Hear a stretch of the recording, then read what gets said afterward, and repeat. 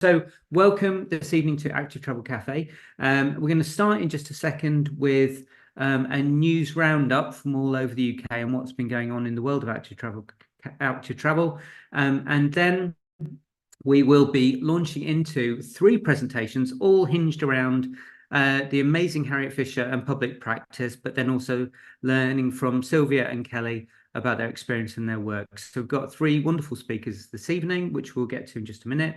As Ruth has helpfully said, it's often lovely if, just as I have in my name, you popped where you're from. One of the things, just for our speakers this evening, and newbies, and one of the wonderful things about Active Travel Cafe is we've got amazing geographical spread, so you get to hear from all over the UK. So please do rename yourself so we know where you're from.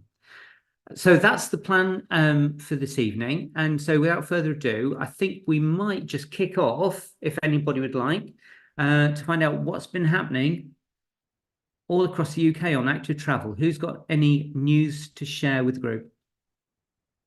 Hands up. Adam. This one's more national and international.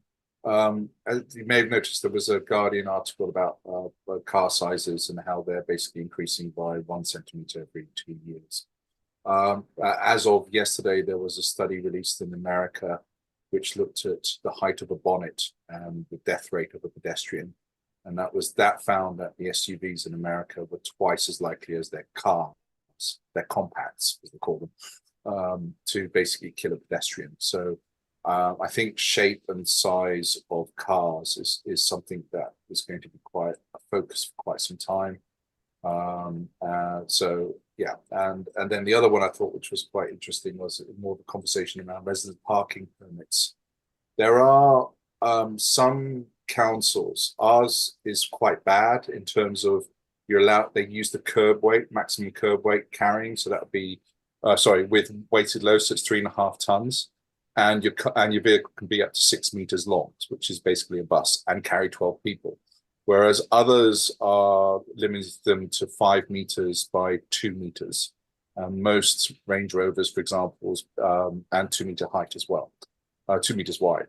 So there may be some pushback now in terms of not allowing resident permits for some of the significant, very, very large vehicles, but that will be by council basis. So it may be worth looking at your resident parking zone schemes and seeing whether or not they're being enforced. Yeah, I know it's not very cycling centric, but it is very pedestrian centric as well, in terms of safety, etc. So anyway, that's where I'm seeing a theme that's happening this week around car sizes and the discussions around what their literal impacts on pedestrians. Brilliant. Thanks, Adam. Yeah, I saw that too, was enraged. I bet everybody on the call tonight would happily have a big rant about it, because it's shocking. Gary. I just dropped a link in the chat, but Medway Council, the unitary authority within Kent, has just opened LC whip consultation. The very briefest of glances at that yesterday. There's some interesting routes in the sense that to develop them, they will definitely have to tackle parking issues in residential areas. And of course, the concern is that the willpower won't be there to tackle those parking issues either. They will put in new partially segregated or shared use routes, and they'll just get parked over and not provide a practical solution. So in one sense, I may be going back and saying, rather than do this, can we filter that road somewhere in the middle and just create a few LTNs around things? But interesting that they have stepped up to the mark. Yeah, good luck, Gary. And make sure you let us know how you get on down there as well. Okay, H, coming to you in Glasgow.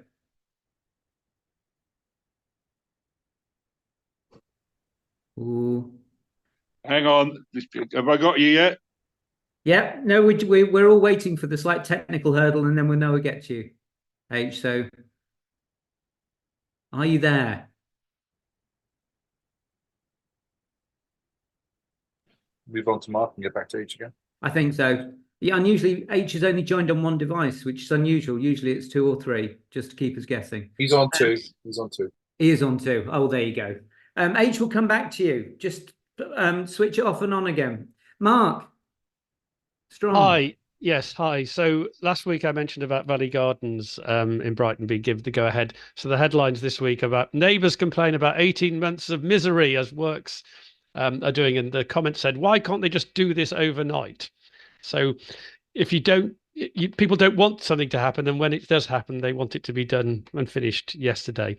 But so just that's true probably of every piece of its active travel infrastructure that people are complaining about the actual impact when it's being built. And on a related note, more generally to transport, people may know that on the Lower Prom in Brighton, which isn't officially a highway, it's a complicated arrangement legally. They've had the Brighton speed trials running for 100 years. There was a fatality a few years ago when a motorbike flew off at 100 miles an hour. The reason that they couldn't put in protected cycle infrastructure down there was that you couldn't put anything on that road, on that piece of highway or tarmac, because it might knock people over and the motorbikes going at 100 miles an hour might fly off. They've just cancelled it because they said the cost of doing health and safety along there is too expensive. And obviously people are split between, oh God, terrible woke stopping cars driving at 100 miles an hour in public areas. But lots of us are going, hooray, thank God for that. So that's our local news. Brilliant. Thank you, Mark. That's excellent. Sally, should we come to you and then I'll have another go at Age? Yeah, I just wanted to remind people, for those who didn't know, that the Department for Levelling Up Housing and Communities has an inquiry into children, young people and the built environment, which is running at the minute. And I'll put the links in the chat, but their first evidence session is tomorrow morning. You watch that online. And they are publishing the responses they've had from organisations and individuals all over the country. And I think it'll be a really interesting one to follow. Quite a lot of people putting in evidence about active travel, lack of sort of support for children in that kind of respect, but also in terms of play and sort of the link between the two. Brilliant. Thanks, Sally. Right, H. Okay, Steve. There you are. Fire away. Just a quick catching up with Adams. We had controlled parking zone in our area. They marked out the standard bays, which I think Randy will probably tell us 2.5 by 4.8 meters for a car. And I pointed out that when they marked out standard bays on each side of the road, it only left 2.2 meters down the middle. And you need at least 2.8 meters to get a truck through. So they had to go and burn off that and remark them. But looking at also some of the fatals we've had, a lot of talk, driving a class CDE, you need to put your tachograph card in to get to be able to drive it. We've had the technology for decades. What is stopping us having that on cars? And I think we should be pushing for Rule 28, because a lot of these fatals are going to have inquests. And we can get the coroner to ask for a Rule 28 to ask, how are we going to stop future deaths? We are going to fit devices to cars. And the more we get that coming up as Rule 28, the stronger the argument becomes. Brilliant. Thanks, Does that make H. sense? Yeah, it certainly does. Maybe we need to have a think, Sally, as we discuss future speakers, so that we can talk more about that, because that sounds really quite interesting. Yeah, and the other one that I spoke to Mark Hodgson about was platooning, which they're looking at for HGVs and analysing HGV cyclist crashes, usually 32-ton tippers killing cyclists. It's always the second driver who kills the cyclists. They are driving in convoy. Holborn, Wigmore Street, Mile End Road, and recently in Oxford. It's the second driver following the lead driver that then goes and hits the cyclist. I'm interested in examples. Yeah, thanks, H. That's really helpful. Excellent stuff. Anybody else want to jump in? That's been a good roundup and a lovely discussion about Trabants in the chat, which makes me happy. Brilliant. Okay. Right, in that case, without further ado, what we're going to do is our speakers tonight. So as I said, we're starting from the point of view of a public practice and organisation many of you will know and the work they do. And we're hearing from Harreit Fisher, who's their learning and development manager, I think. Harry, did I get that right? But then hearing from some of their alumni as well. So this will be a really lovely plunge into the world of public practice. So I'm going to hand the floor over to you, Harriet, and then after we've heard from the three of you, we'll open it up for discussion from the floor. Fantastic. Thank you very much, Steve. And thanks everyone for having us to join you in your Active Travel Cafe. I've learnt loads already just from reading the chat. Lots of links to follow up on afterwards. So thanks very much. Really excited to be here tonight and to tell you a bit more about what we do at Public Practice. So I'm just going to share my screen. Hopefully you can all see that okay. Great. Yeah, that's great. So yeah, just to introduce myself, my name's Harreit Fisher. I live in Sheffield. I work for Public Practice. We're headquartered down in London, but I work from home in Sheffield most of the week. And as Steve said, I'm the Learning and Development Manager at Public Practice. And what that means is that I design and deliver our learning and development programme, which I'll explain a little bit more about as I explain what we do at Public Practice. So some of you may have heard of us already, but if you haven't, I'll just give you a bit of background, and then I'm going to hand over to Sylvia and then to Kelly, who are part of our alumni and actually do the fantastic work of making better places in local government. So I think it's more interesting to hear from them and their experience of actually doing the work, but I'll just give you a bit of an introduction to get started. So Public Practice are a not-for-profit social enterprise. We began in 2017, originally grew out of the Greater London Authority initially, but we've since expanded our reach, and over the last 5 years we've taken on a greater geographical spread, and we now work across the whole of England. And what do we do? What are we here for? Well, Public Practice believes that the role of the public sector, particularly local government, is crucial in creating and managing everyday places that work for everyone. And we think that to achieve better places, we need a public sector that is well resourced with diverse placemaking skills and has the right support to lead the way. But we know that this isn't always the case. The public sector and local government has been struggling in the last decade. Austerity has hollowed out the amount of money in local government. In some services, for example, planning, we've seen 60% cuts, and we've seen disproportionately higher levels of cuts in the north of England as well. And as funding has been an issue for a number of years now, this has also resulted in a lack of resourcing. And so resource in local government has now also become a crisis. So we see our mission at Public Practice as rebuilding the skills and capacity in the public sector to help improve places and help communities across all of England. Just to delve into this in a bit more detail, we did a survey last year of local authority officers and managers. And in that survey of resourcing and skills, we found that 78% of local authorities are struggling to attract appropriately qualified or skilled candidates. And the top skills that local authorities are struggling to fill, or the top roles that they're struggling to attract to, are environmental sustainability, digital and data, and architecture, urban design, and master planning. But you'll also see on that diagram some other really important roles and skills as well: infrastructure and utilities, and transport and mobility. Local authorities are also finding it really hard to find appropriately qualified and skilled people to do these jobs. And this might be a result from the funding cuts that I spoke about, but it also might be the fact that certain topics have risen up the agenda nationally. So, for example, net zero carbon and climate change has resulted in more councils trying to recruit people with appropriate skills on sustainability and struggling to do so. I think the other really interesting thing from the survey is that a lot of officers that responded to our survey, who are currently working in local government, do not believe that the diversity of their team is an accurate reflection of the communities they serve. And they feel that the teams they're working in are made up of people from the same backgrounds. And so we think there's something there about trying to bring a wider diversity of people into local government, people that have the same lived experience or come from the same backgrounds as the public that they are serving. So we believe that local government has a really crucial role in tackling some of our most complicated challenges, and that public sector workers could have the agency to influence the big questions about the longer term future of our places and of our communities.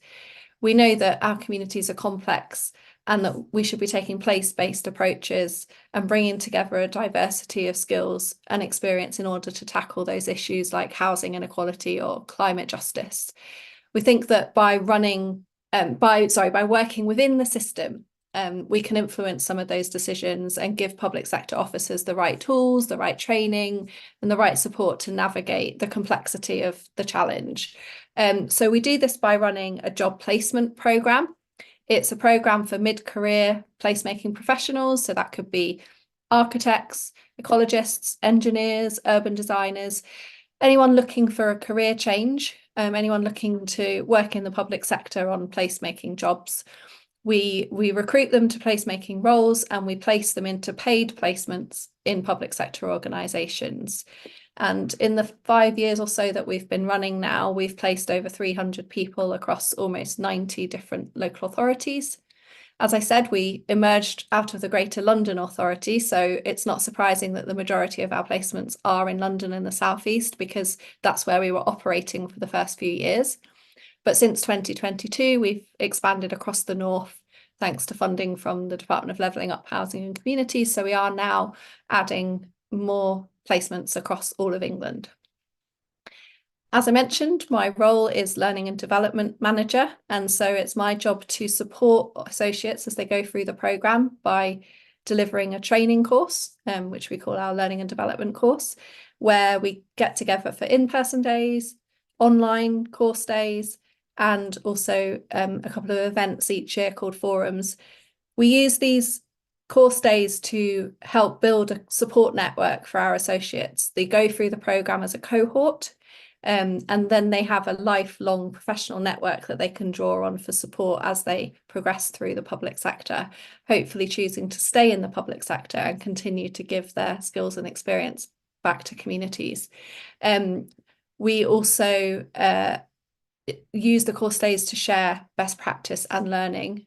Because we have associates placed around the country, there's a lot of information that gets transferred and shared between different local authorities. So it really is a very strong network and a good community of practice for our associates to join. So that was a very, very quick run through as to who public practice are and what we do. I'm going to stop sharing my screen. I can see there's quite a lot going on in the chat. I think if it's okay with you, Steve, what we'll do is run straight through to Sylvia and then to Kelly, and then maybe take questions at the end. Is that okay? Yeah. Yeah, so absolutely yeah, fine. I'm going to hand over to Sylvia first, I think, who's one of our alum who's been through the public practice programme and can give you a flavour of the sort of work that our associates have been doing. Thanks. Yeah, hi everyone. Thanks for having me. So yeah, I'll just share my screen first, and then I'll just start with my introductions.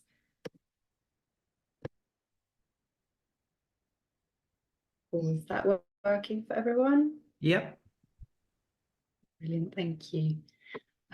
Yeah, so my name is Sylvia Synodinou. I am the Principal Urban Designer at Dartford Borough Council. I was placed as part of the Autumn 22 cohort, and I have to say I joined Dartford with largely more kind of like urban design based experience as opposed to active travel experience, but I basically had the placemaking team there, and one of our remits is to essentially lead on active travel. So I don't know why this keeps happening, but I will move that across. No, still, is that working for everyone? Not yet, Sylvia, but we can promise none of us will breathe a word about the secret memo we all got to see. I don't even know what I was sharing at that point. You definitely had this, you had your presentation up on screen, but I think as you went to advance. Yeah, no, I'll try again. Or you can walk us through that funding agreement. Yeah, I mean, I need to first get my head around it, and then is it now doing it the same thing again? I can see your slides, Sylvia. Yeah. You can see the slides now. Yeah. Okay. As in, because on my screen it doesn't show that it is sharing the slides. Yes, if you go to view and full screen mode, that should do it. There we go. Yeah, perfect. Brilliant. Okay, so yes, so very limited kind of active travel experience, but essentially I joined just as we were about to start working on the final stages of our LC whip. So it was a kind of very sudden immersion into active travel. So obviously, I'm sure everyone knows what Active Travel England do, and that they were basically just a couple of years ago set up as the government's executive agency for kind of walking, wheeling and cycling. And part of how the kind of funding works in terms of how it's split across various local authorities is that they've set up a kind of rating map, and they tend to allocate more funding to local authorities that seem to be taking active travel a bit more seriously. So I suppose in some sense, if you are a non-unitary local authority, you're kind of bound by what your county level authority is how they're performing in terms of active travel and how much funding they might be able to get. So these are some of the kind of documents that Active Travel England have issued over the last few years, and obviously quite important to read through and kind of understand, so that obviously any schemes that you're working on can comply with them, so that you're more likely to get any funding essentially from them. However, yeah, as I said, the difficulty for sorry, I got that one. The difficulty for non-unitary authorities is that, again, you are bound to your county council, where you have to apply for the funding from them. So they get a pot, then it gets distributed to various district councils that they deal with. So you know, really ought to be in a very good position in terms of both your policy and kind of any schemes that you might want to deal with, in order to have the best possible outcome for your kind of funding applications. So as I said, kind of an LC whip, local cycling and walking infrastructure plans. AT, Active Travel England, were kind of pushing towards most local authorities, or all local authorities eventually having these in place. And obviously having one in place makes application for funding a lot more likely. The stages that the guidance that Active Travel England issued are basically the determining the scope, gathering information, network planning for cycling and walking, prioritising improvements, and integration and application.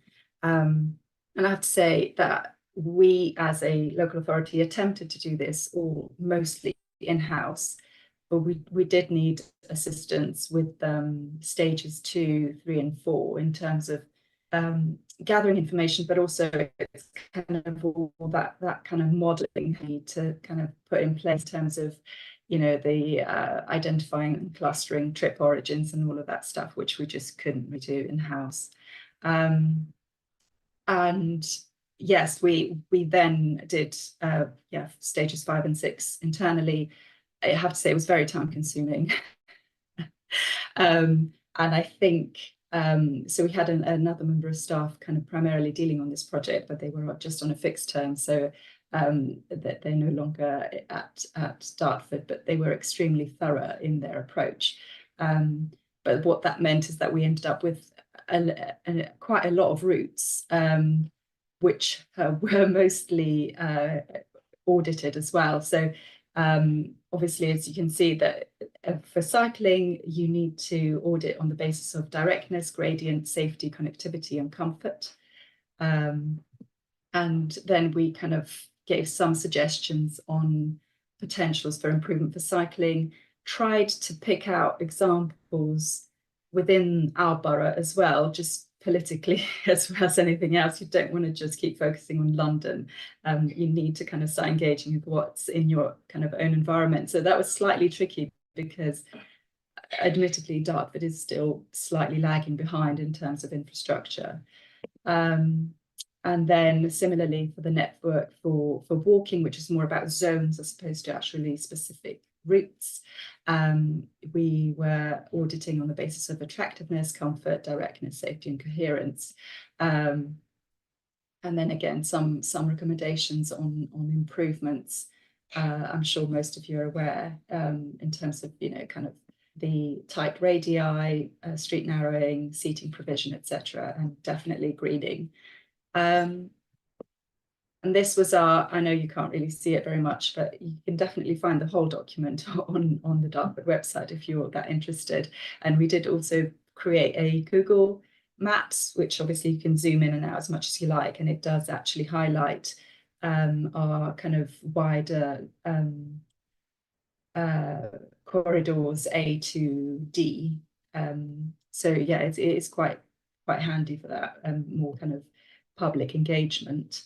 But I would say in terms of an overall kind of lessons learned from the whole thing is the funding is really quite important. So it's making sure you're in constant communication with, if there's an active travel team in your county level, if not, whoever might be responsible for kind of any highways improvements. Thankfully, Kent do have an active travel team, and they are quite well engaged. But I also have to say that, especially with political kind of decisions more recently, we have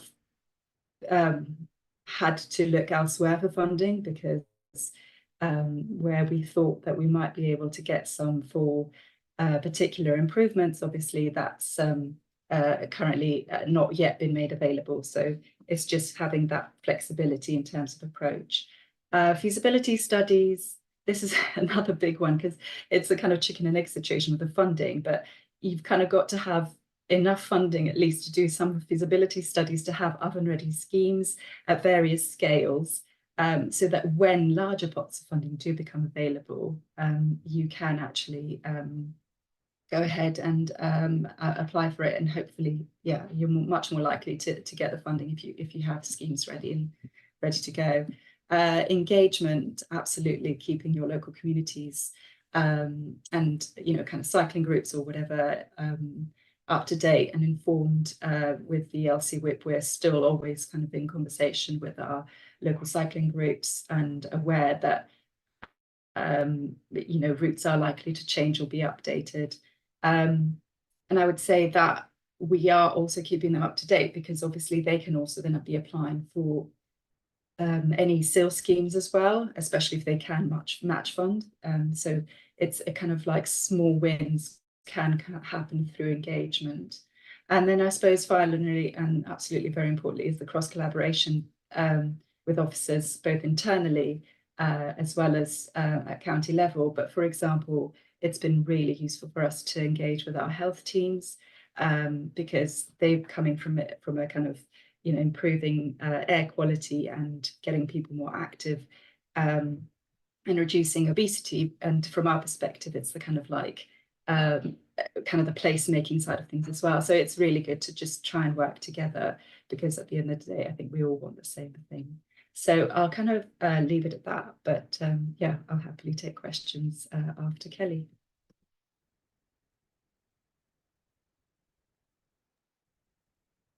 Great, I'll share some slides and then I make a bit of a start.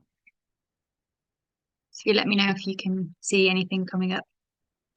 Yeah, that was good, Kelly. That's brilliant.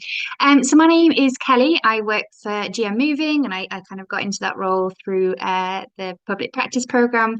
So my role is strategic lead for healthy and active places. I come to that with an architectural background, and really that role is to provide strategic leadership across Greater Manchester to look at how we create places and spaces and see if we can nudge that towards being healthier and more active. And GM Moving is the active partnership for Greater Manchester, but really we have a more wide-reaching kind of role within the system, which is another presentation really. But so what I wanted to do is talk through our work on the Safer Streets initiative that we called the Rights to the Streets. It's not my project within the organisation, it's a whole team within our organisation, and there's a whole team of partners and collaborators alongside that. So I might not have the answer to absolutely every question, but we do have a very detailed report that I can share the link to. So the funding for the project came through from the Home Office, and we've been focusing on an area called Old Trafford, and that's in Greater Manchester in the borough of Trafford. So the initiative was focused on, I was thinking about going on to the next slide. So the initiative was focused on creating safer streets, and that's specifically with a focus on women and girls' experience in the area, and specifically their ability to be active. And we all know that there are barriers that mean that about 68% of women avoid walking alone at night.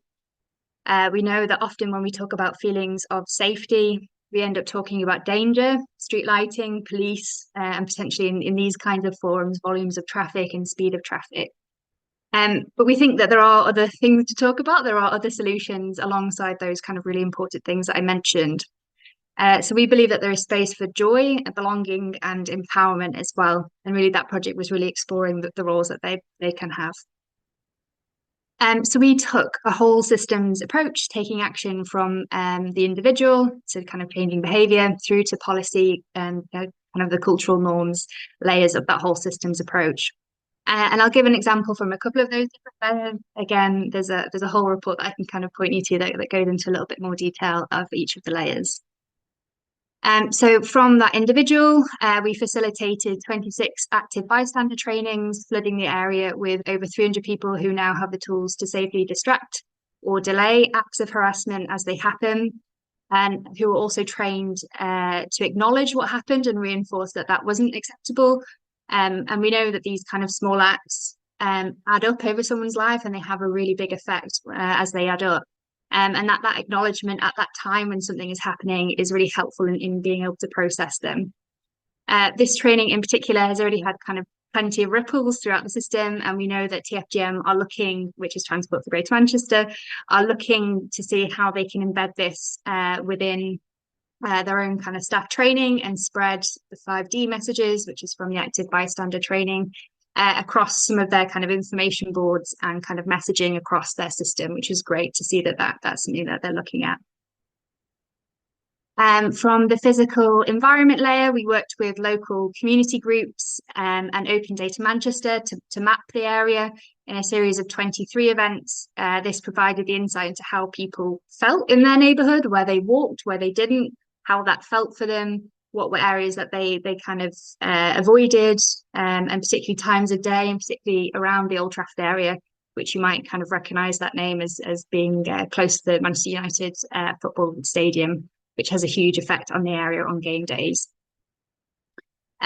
So within that, we kind of took that insight and that helped to shape some of the way that we worked with our community groups, with the community arts grants, just to see where, to understand where we might want to make a little bit of an intervention. If a mural in some place might kind of bring a little bit of joy and a little bit of kind of lightness to a space. And importantly, what we were really hearing from the community, particularly with that transient kind of football fan kind of traffic coming through the area, is that it felt really important that actually they felt that community had a presence and that they had kind of some kind of ownership over some of the spaces that felt a little bit more tricky.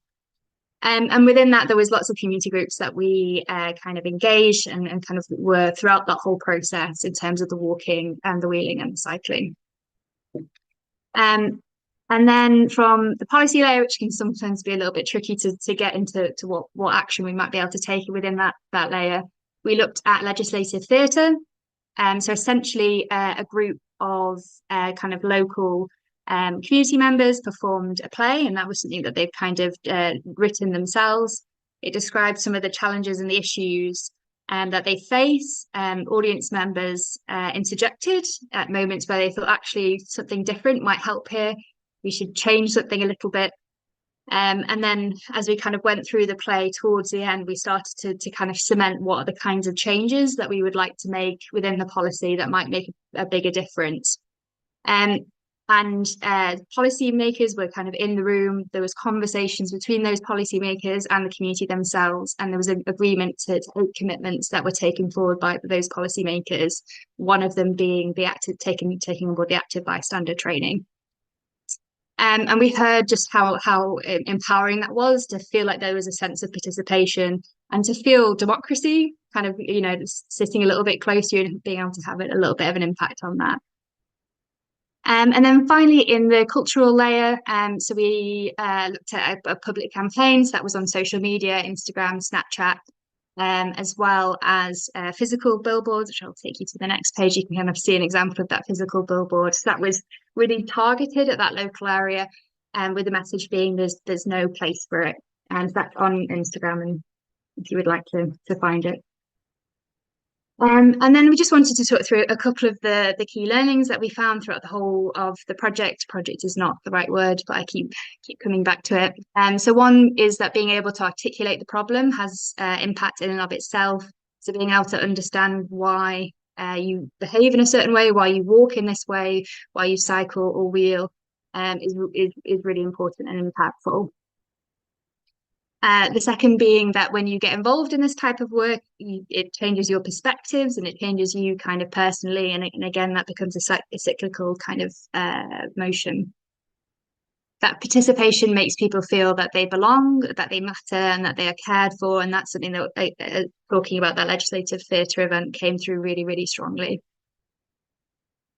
That we're not alone, that there is an abundance of action to kind of find and connect into. And we were really lucky in the area that there are a lot of community groups and kind of really active community members within that space. But it was really amazing just to see how much, once you start seeking it and start looking for it, how much you can connect into. And that every action has a ripple. So we're starting to kind of ripple map the effects of the project, just so that we can kind of understand what impact has been we've been able to achieve. But we are seeing that those ripples are kind of really kind of coming to fruition, and it's great to see that. And we also heard about from the community what's really important to them. So a sense of active community, that having other people that care about you in that space makes you feel a lot safer. And that's active care, so active bystanders, trusted, familiar, and with a sense of authority, always really helped. The experience of participation nurtures that ownership and connection. That feminist street design and planning is key within that. And that feeling of belonging is something that is really kind of craved, particularly in an area where you have a really kind of transient population coming in. And that places are welcoming, that they're clean, they're green, they're cared for, there's stuff to see and do, and to feel that you're engaged in that space. And one of the legacy pieces that we have from the project is that we've created some tools to help us to continue these kinds of conversations across the systems in Greater Manchester and beyond, if anybody is interested. So that was based on a piece of kind of literature review that's been informed throughout the project by what we've been hearing from the communities themselves. And that's kind of culminated in a kind of a workshop tool that has the kind of the issues and the challenges that women and girls face alongside other members of the community, some of the case studies that help us feel a bit safer, and some tools that help us to work out how we might get to a different position. So I really just wanted to leave on our last slide, which is that creating change does require conversations. Those conversations can be really beautiful, and that our kind of Rights to Streets toolkit can help with that as well. So happy to have any other conversations outside of this forum if anyone really was interested. Brilliant. Thanks, Chloe. That was excellent. Thank you, Sylvia. Thank you, Harriet. I'm sure we've got lots of questions already in the chat. I'm going to kick off straight away, though, because a couple of us clocked it, Kelly. You can't give a presentation from Manchester, have the phrase joy diversion in your presentation and not explain it. So what on earth is a joy diversion? Especially, it's more Rose has written it's essentially a kind of different types of walks and we call them walk recipes, and they're essentially what can you see, what can you hear, and there's lots of different ways in which you walk, but just experience the place and kind of just notice what that place feels like, because a lot of the time you're just walking to a place and you're kind of not really noticing why you're behaving in certain ways, and so they just help you to kind of get out of yourself and really experience the walk. Amazing. And just one follow-up, and then please put your hands up, people, if you want to jump in. Otherwise, I'll go to the questions that are in the chat. Kelly, that last that piece of work was very, very beautiful. So who was the creative team working on it? On what, sorry? Who was the creative team working on that project? Because all of your toolkit and all the resources looked really quite lovely. Ah, yes. Yes, we worked with the Publica in London. So they were our partner that helped us kind of curate the report, and I'll put a post in the chat for you to have a look at. But yeah, they're brilliant and super quick, great to work with, and really happy to make it really local and feel really local despite kind of being local to the area.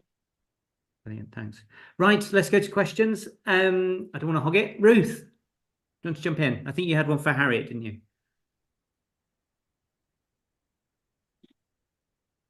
Oh, sorry. I couldn't find my unmute. Yes, hello. Absolutely brilliant. Love all the presentations. Thank you so much. So my question for Harriet really is, Ruth Cadbury, when she was the co-chair of the APPG for cycling, walking, and not wheeling, but it is, did ask whoever then was the transport minister about funding, and would future funding not be drip funding, because you talked about lack of staff, and we know so many councils don't keep staff, and TfL have an absolute brain drain.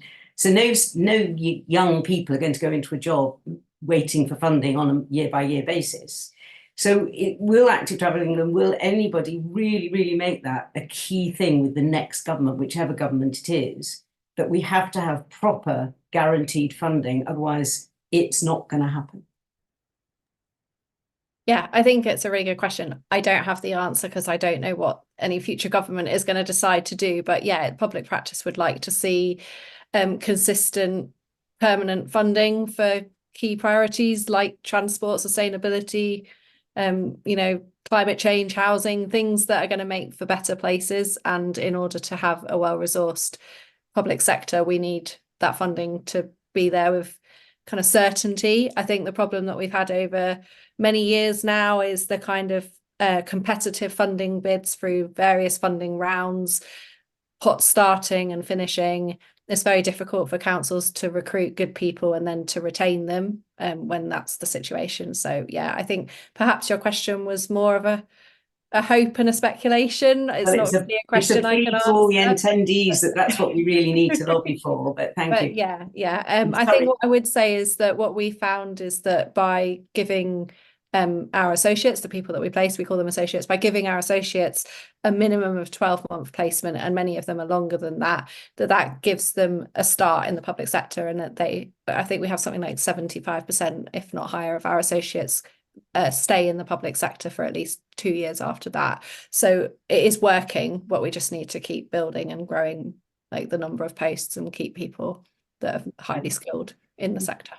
And very quickly, Steve, I'm really sorry. We need to go back to Reclaim the Night from the 70s and 80s, when us women went out and walked in the streets, and young people, because what's happening is everyone hides in a car if they've got a car, or they don't go out at all, and we need to reclaim the streets in whichever way we possibly can. Thank you. Thank you, Ruth. Right, Mark, you were really quick. You had the first question in the chat as well, so you're keen to come in. So we'll go to you, Mark Strong in Brighton. Thanks. Well, it's actually two questions, because it's Harriet and Sylvia, because it links the two together. So the question I had was about training. So we run the in-house training the out-of-house training for the IHE Institute of Highway Engineers for active travel training, and some of the issues that came up in Sylvia's presentation came out of that. But we're also being now asked to do in-house training for councils. And I was wondering about the views of, if you do in-house training, you only speak to the group of officers at a council, whereas if you do a course, you get people coming from all over the place, consultancy and so on, who can then talk to each other and see what other councils do. And I was just wondering if there was a view on both of those. And that relates to Sylvia's point about a small borough council doing something that it only ever does once every 5 years. So the value of developing all those skills, and then you've done it and then it goes away again. And all those skills you developed aren't going to be used in your council for another 5 years, which is possibly where consultants come in, because you can go round and do that for the neighbouring councils. So it does relate to something that isn't done very often, where you build up a skill set and then you go off and do something else. So I don't know which of you wants to answer, but I think it's relevant to both your presentations.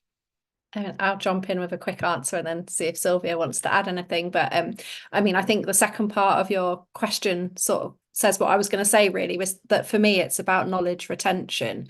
It's about institutional knowledge and making sure that we don't keep having to repeat the training and starting again every time somebody leaves or there's a change in structure. So I don't think it necessarily matters so much whether it's an in-house course or everyone goes to a course run by somebody else, as long as that when they've done that course, they share what they've learned as widely as possible, and then they record it somewhere and pass it on. So I think that would be much more efficient and also would benefit. I mean, like Kelly was talking about that ripple effect. If everybody that went on a training course told 10 people about it, then actually you're training 11 people, not just one. That would be my answer. Sylvia, I don't know if there's anything you want to add.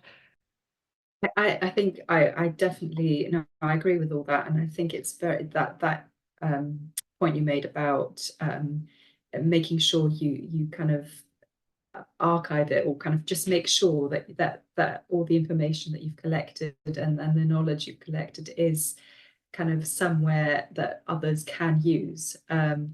Yeah, that's really important. I know what you mean about us doing it in-house. I imagine the decision was made, well, the decision was made before I was even in my post, but I imagine it was due to financial kind of restrictions, etc. But it was a fantastic kind of exercise to kind of get done in-house, and it's given the team that were part of it a very detailed knowledge of the borough from that perspective. So I suppose it's not kind of all lost, and yeah, it's not like we won't use that knowledge again.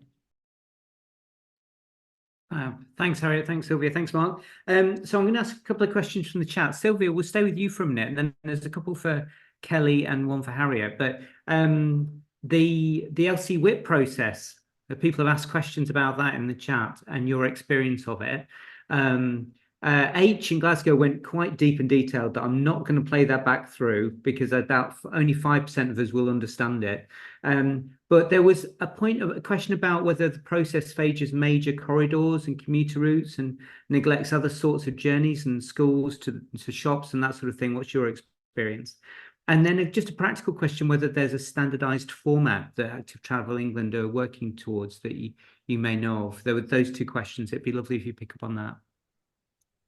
So on the first question, I don't think that it necessarily favours the kind of busier, larger routes because of that element within our auditing of, you know, safety, for example, plays an important role. So if it's a highly busy, fast road, it's going to score quite badly on kind of safety perspective, for example. So then I suppose that will hopefully balance out, the idea is, in terms of routes identified and how we prioritize those routes.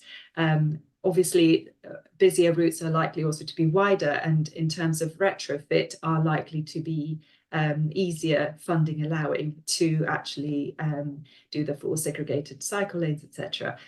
So it's a kind of a bit of a mix, but I would say that it's obviously you do consider in terms of you know, trip attractors, schools, leisure centres, and all of that. So if those are on quieter streets, they will be picked up in the process.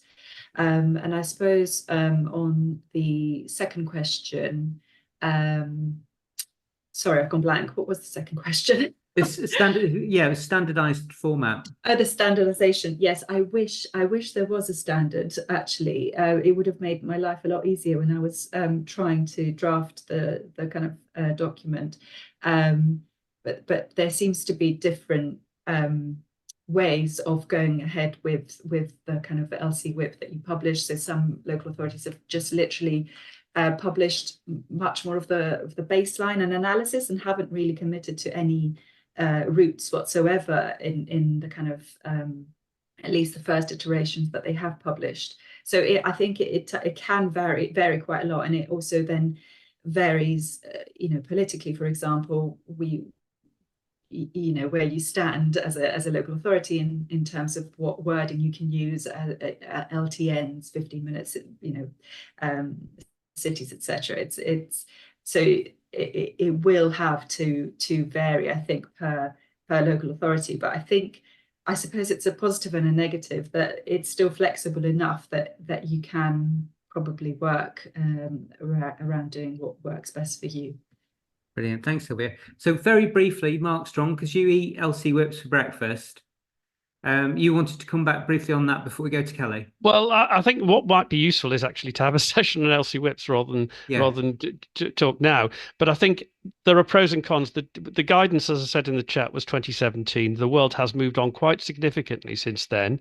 But we have to develop an LC whip to the guidance. Otherwise, it's not to the guidance. And the guidance focuses on corridors. Corridors are ATE say it's where the most number of people can go, and therefore that's where you know census data is commuting, so that's why it focuses on commuting. It's not intentional necessarily, it's just an accident of the guidance. So it doesn't look at placemaking, it doesn't look at anything that's happened in the last 7 years. And they're very much the intention of the government at the time, and probably now, is that every council should do things differently. There should be no one way of doing it. So prioritisation, for example, the DfT say you can develop your own priorities. So some councils will look at employment, some will look at how cheap it is, some will look at how undisruptive it is. So it's intentional that they're all different. It's not an accident. Brilliant. Thank you. I'm pretty confident this is the only online forum where you can say we should do LC whips another evening, and several people nod vigorously. Just level of geekery on the screens in front of me is terrifying. Adam, you've got 30 seconds, and I'm going to Kelly because we've got 2 questions for her. The question, this is more to do with benefit cost ratio calculations. I've noticed with the CRSTS, the City Region Sustainable Transport Settlement programs that DfT are kind of running. We're beginning, some are getting surprised by developing all these consultations with the public. Then they go back to the funding to get it through. And at that point, the BCR calculations come out scoring very low. And I think this also feeds into the LC WIP story of something being done in 2017 in a certain way, and in the case of CRSTS programs, 2019. Is there a problem in communicating, you know, when you're discussing with the public and they want to talk about benches and pedestrian crossings, and then you have funds which say, no, you have to have motor filters, traffic reduction, must be a resident parking zone, that sort of thing. Is there a problem in trying to communicate that to the public and even to councillors, ward councillors? So you're trying to, because they're desperately trying to get benches in, and you're trying to say, no, the money won't be able to be used for that. Does that ever become a problem? Thanks, Adam. Sylvia, did you want to pick that up? And then I'm conscious, Harriet, we're losing you at 6, aren't we? So we have one last question for you, if that's all right. But Sylvia, did you want to pick up on Adam's point? Yeah, sure. And I'm afraid it will have to be the last one from me as well, because I will have to head. But I don't think it's necessarily a problem from our perspective, at least in terms of the LC WIP, because we've tried to keep it fairly flexible in terms of interventions recommended within. So we've got a range, but they're not fully exclusive, if that makes sense. So if a community felt that a bench on their street would, and they can justify that it kind of helps and works within a kind of the policy overall within that document, I think that at least with ours, it still would allow for it. I think the problem with the funding is that often it has to be match funded from the local community as well. So if they don't have any funds, that's where the issues start arising. But yeah. Thanks, Sylvia.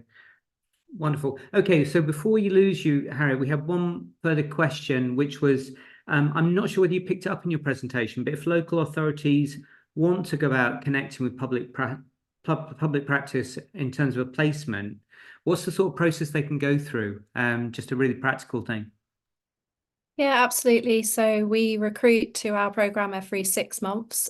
So we've just finished recruiting for the next cohort. We'll be opening expressions of interest for the cohort after that in the summertime. The easiest way is just to get in touch via our website. So all of the information for authorities is on the website. You know, drop us a line and we can send out some more information. But yeah, there's a quite clear process set out on our website that I won't go into detail here on because not everyone will be interested. But yeah, every 6 months we take expressions of interest from authorities for any roles that they're looking to fill, and we'll try our best to find you good candidates.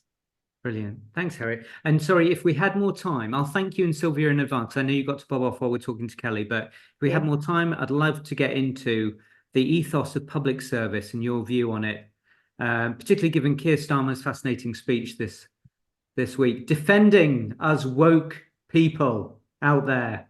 Anyway, but thank you so much. Kelly, there are a few for you. First of all, also, you need to know that we've had a bit of a stream in the chat with various hilarious jokes about New Order, Joy Division, various factory Manchester bands. It sparked a whole thing. So well done. Yes. Two questions for you. One is, have you connected with Make Space for Girls? Because they're an organisation we've had on here and they were really fascinating. And the second one, which was from Sally, was have you thought about how you scale up community engagement? So you've looked at Old Trafford, wasn't it? So how can you scale up the activity that you've been working on? Yeah, so for the first question, yes, we've connected with Make Space for Girls, and there's lots of other kind of bits within a whole movement really that's happening. So there's safer parks guidance coming out of Leeds and the kind of the West Yorkshire Combined Authority. There's also, we've connected into the University of Manchester and various bits of data and research that's kind of happening there, specifically around women runners and the experience of women runners.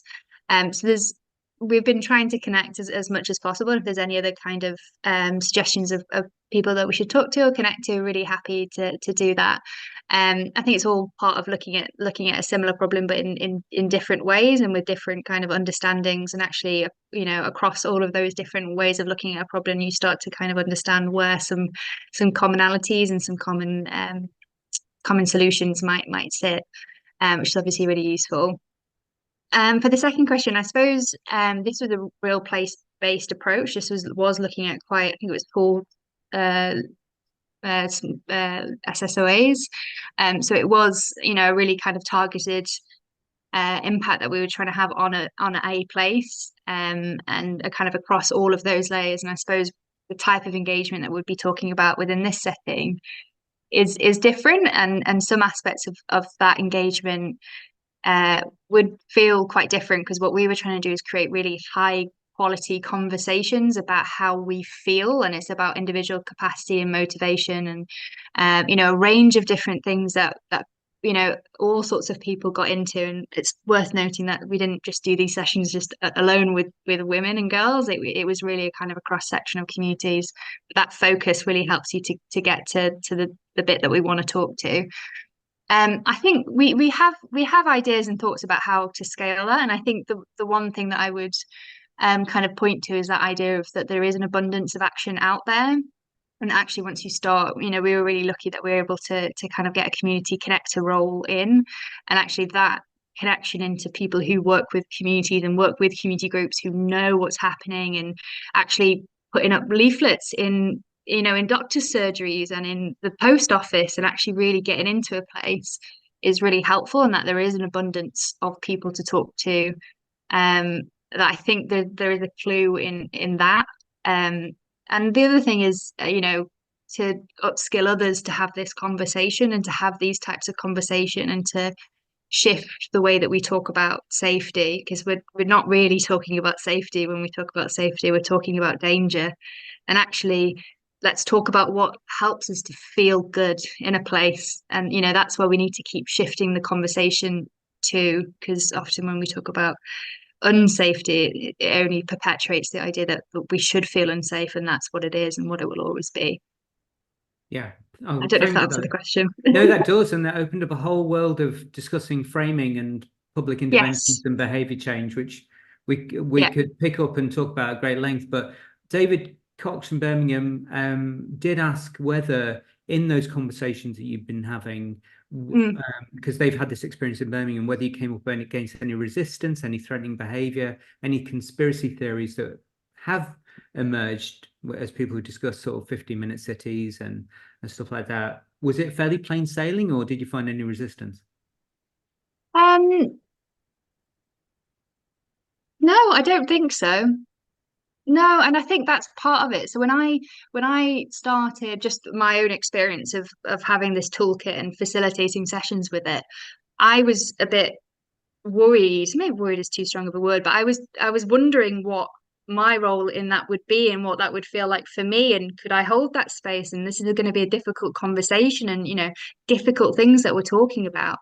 And there were difficult things that we talked about, but they were beautiful. And actually having that connection with someone else was great. So we actually didn't come up with all that much. And I suppose because it was so positively framed and so carefully framed about what it is that we wanted to do, I think that encourages a positive response and a safe space. And I think a lot of that is how you set up a conversation and how you kind of explain what we're all here to do and how we want to connect and to do brilliant, amazing things. And so no, Well, not that much.